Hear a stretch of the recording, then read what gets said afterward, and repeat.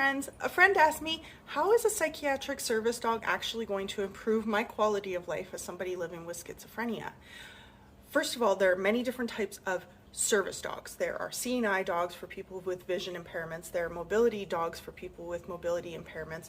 There are psychiatric service dogs, which include PTSD, autism, first responder PTSD, as well as psychiatric service dogs for people living with a mental health disability such as schizophrenia.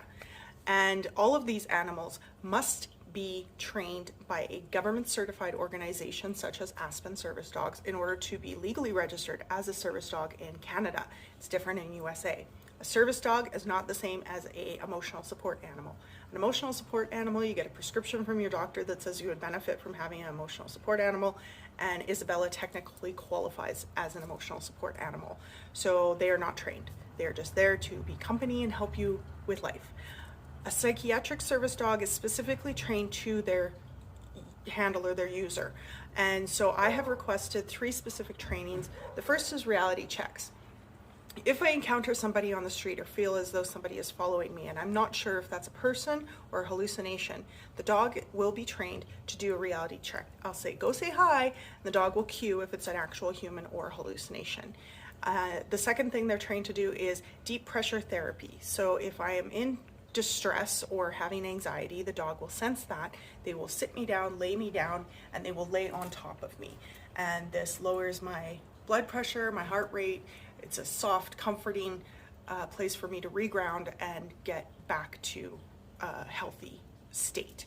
The third thing the dog will be trained to do is help me with daily activities such as waking up at a certain time, taking medication, eating, and going out into the community periodically throughout the day.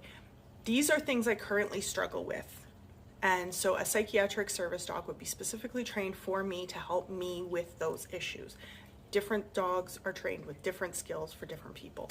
It's also important to note that service dogs are always trained to go find help if their user is in distress. So if a service dog ever approaches you on the street and they don't have their human with you, they are seeking help because their human is in crisis.